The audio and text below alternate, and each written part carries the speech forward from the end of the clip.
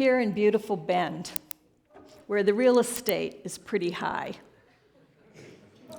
What if you found a piece of property that was way, way more valuable than the asking price? I mean, way more valuable.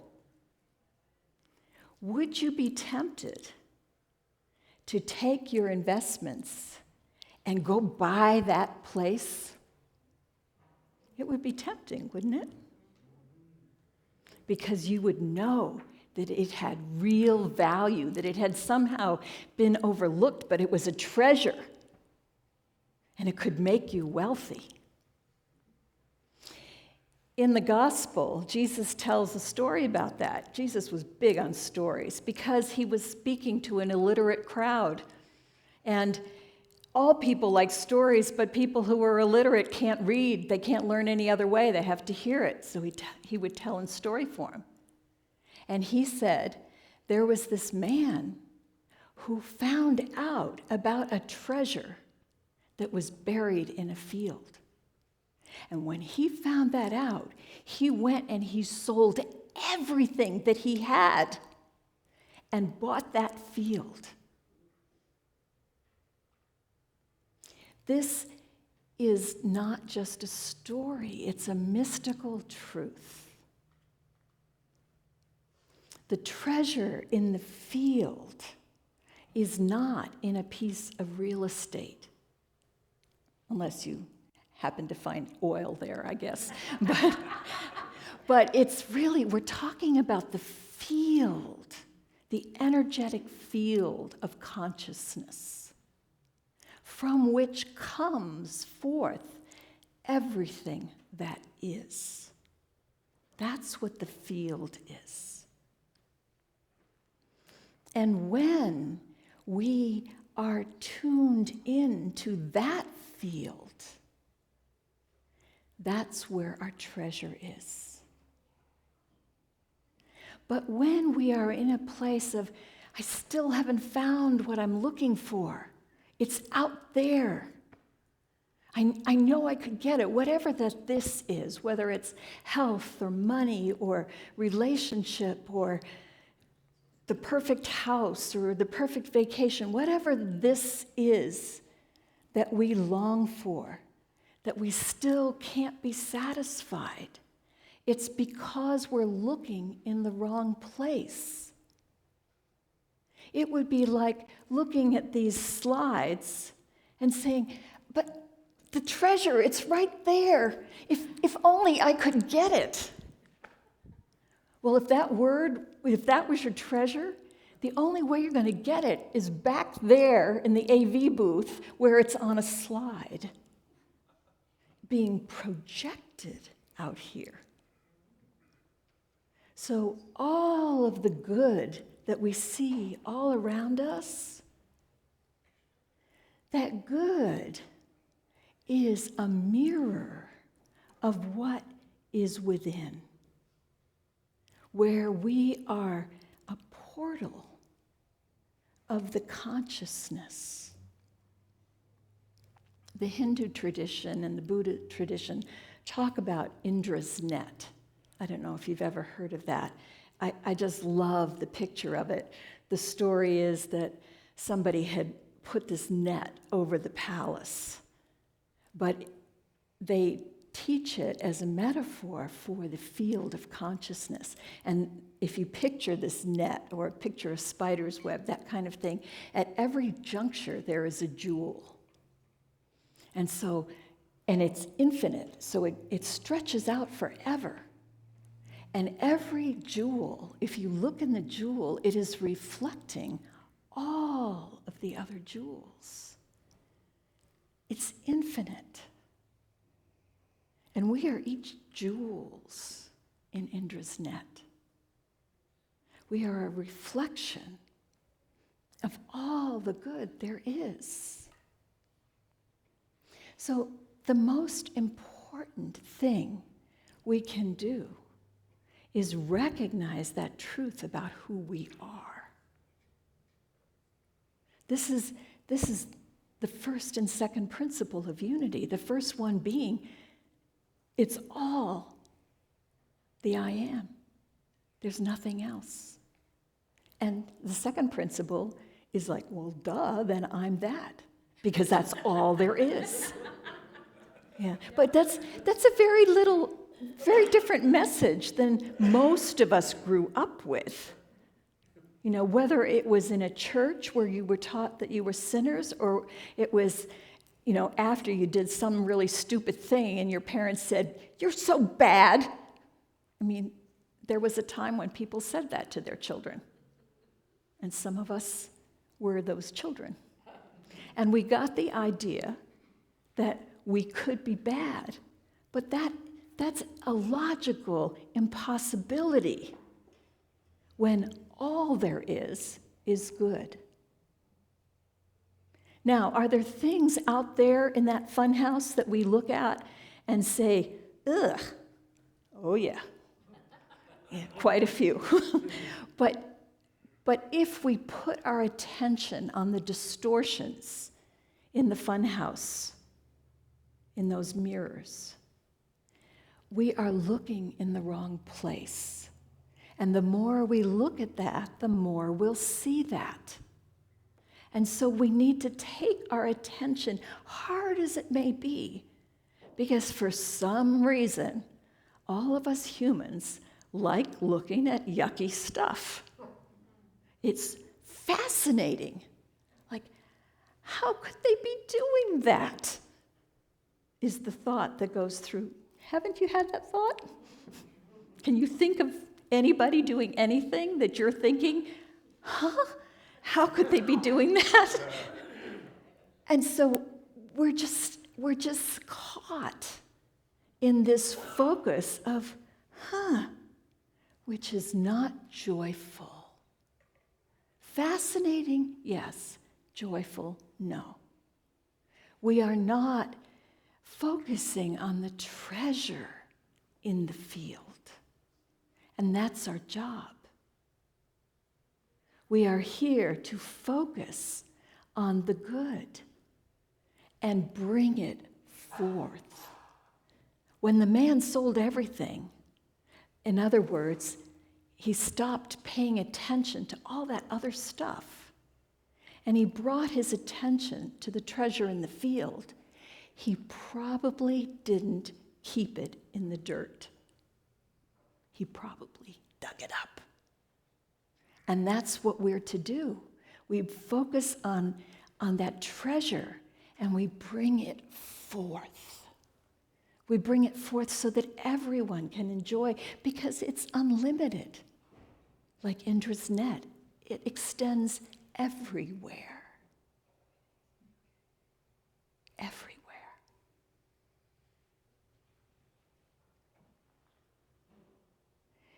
In quantum physics, there's a lot of talk about entanglement. So the really simple explanation of that is it's all mixed together. There's no over there, other. It's all one. And everything and everyone affects everything else. So when we pray, we are affecting everyone because our consciousness is entangled with the consciousness of everyone else. It's a powerful action that we can take. I have a story. I'm currently writing a book. I have been a hypnotherapist for 30 years, and now I just do that a little bit because I do this. But I'm writing a book about using hypnotherapy to heal trauma. And so because I'm immersed in this, I have a lot of fresh examples. And there's one that is just this delightful story.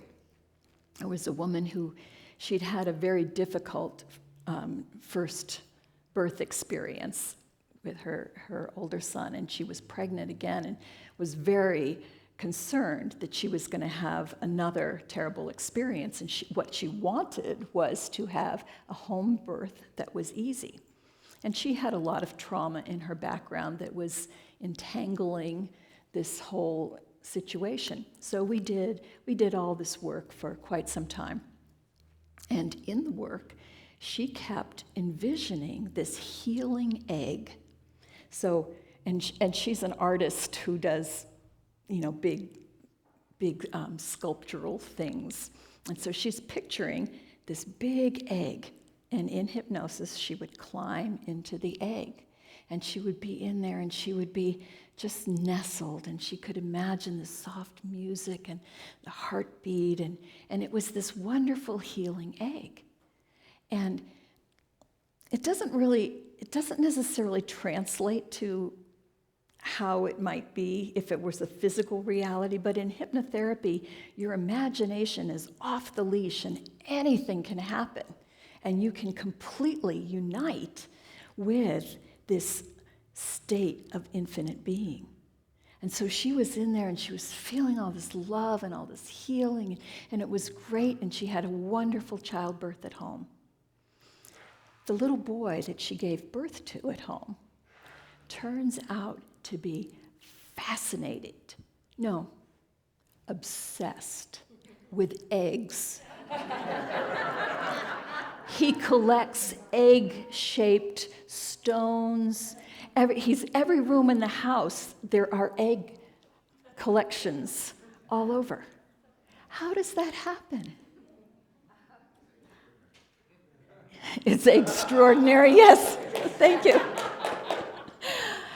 Because his being is entangled with his mother's being. And the experience that she was having when he was simply a fetus within was his experience too. He didn't have language at that point, but somehow he was getting that. So when we, in the sanctuary within, are able to imagine, this is one of our 12 powers that Charles Fillmore talks about, our founder. Imagination is an incredible power. And we have dissed that power so much. How many times, that's just your imagination. Oh, I'm just imagining that. There's no just about that. Imagination is a superpower. And when we can imagine a state of being, when we can imagine peace on earth, we will have it. And when we come together in community and we all co-imagine, the power is so huge. We've had people talk about things that have happened for them because of prayer and asking for prayer. And it's real because we're entangled. We're all part of this field. And we all get in these places where things are too hard right now. And we feel stuck. And so that's why we turn to community to get support, to say, whoa, wake up. Sorry. Wake up. Wake up. This is not who you are. You are the great I am. The great I am. And everything is possible for you, and everything is possible for me, and everything is possible for us. It's not outside of us. Charles Fillmore, one of the founders of Unity, said, when the spiritual body is established in consciousness, the strength and power is transmitted to the visible body and to all the things that we touch in the world. Let me read that again, because that's heady, but it's powerful. When the spiritual body is established in consciousness, the strength and power is transmitted to the visible body and to all the things that we touch in the world.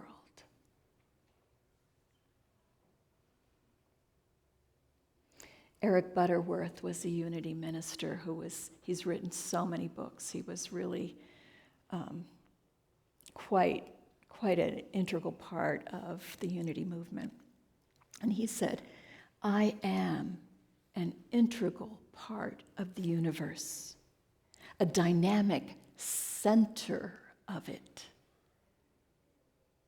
The allness of universal substance is forever moving into the singular expression that I am. This creative flow has produced me, and I belong to and in it in a more vital sense than it belongs to me. It's not just that I inherit it. I am its expression.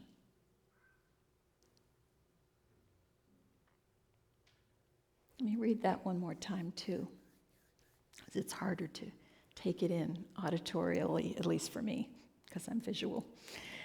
I am an integral part of the universe, a dynamic center of it. The allness of universal substance is forever moving into the singular expression that I am. This creative flow has produced me, and I belong to it and in it in a more vital sense than it belongs to me. It's not just that I inherit it, I am its expression.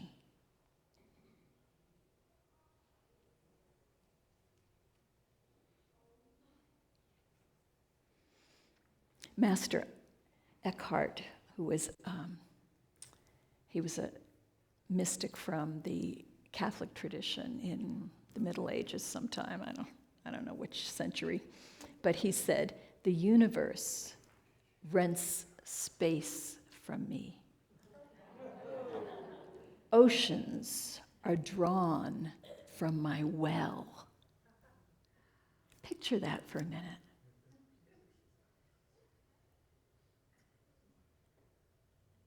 If that's who we are, if the universe that is manifesting is renting space from me, then my consciousness is critical. None of us wants to be a slumlord.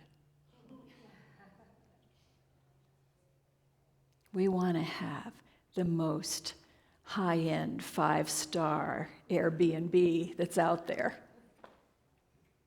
because that's the world we want to create.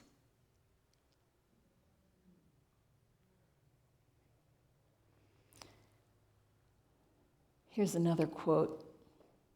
This is by Hildegard of Bingen. She was a nun in the Middle Ages who was quite mystical and very tuned into creation, the created world and nature. And she said, the word is living, being, spirit, all verdant greening, all creativity.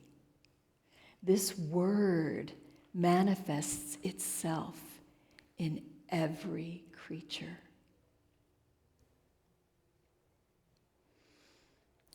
I have another story for you.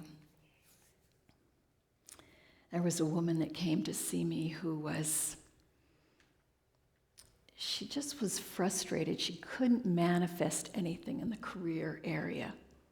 She had all these talents, and they were diverse. She was like interior design and feng shui and energetic healing, and there were more things she could do, but she couldn't settle on any of them. And it was really interesting, even just sitting in the room with her, I just had this feeling of meh.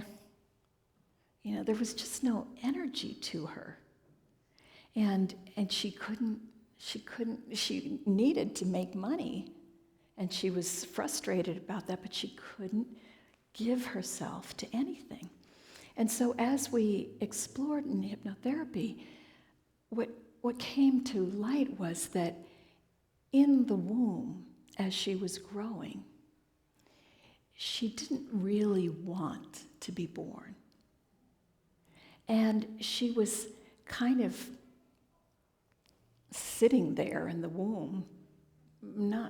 She was growing, obviously, because she came out, but energetically, she was feeling suffocated and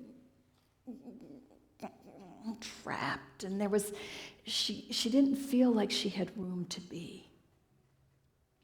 So this was being mirrored in her outside experience. So again, imagination superpower, I just suggested to her, what if you were the one that was giving birth to what is? And I suggested the idea that maybe you're giving birth to a field of crocuses. And she loved that idea. And it was like in consciousness, she shifted her consciousness from, I'm here and everything I need is out there and I can't get it, to I am the earth. I am greening my world. I am growing crocuses from me. Picture yourself as the earth and crocuses. And for those, if you don't know what a crocus is, it's those little purple flowers, and sometimes they're yellow. They're the first ones that come out in spring. Often they get dumped snow on afterwards if they live in Central Oregon. But they're those little flowers, and just picture flowers coming out everywhere.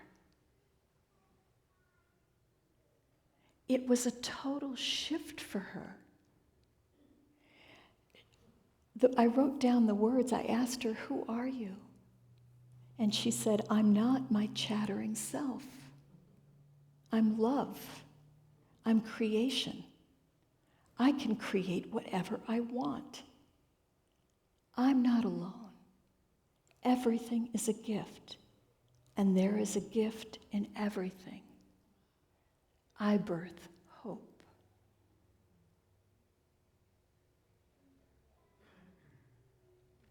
We're going to hear a song in a little bit after the meditation, Yellow Brick Road. It's a song most of you have probably heard before. But I want you to think about the lyrics to it. Goodbye, yellow brick road. What is the yellow brick road? It's the road we're on to find our dreams that are out there. Some wizard has got control of them. But we need to get off of that road because it's not out there. In the song, the singer is talking about coming back to the field and the plow, coming back to the groundedness of who we are in the field of all that is. We need to take our attention away from that illusion of the yellow brick road. Even though the songs are cool, bring ourselves back to the field of true being, where the I am is all that is, and everything is birthed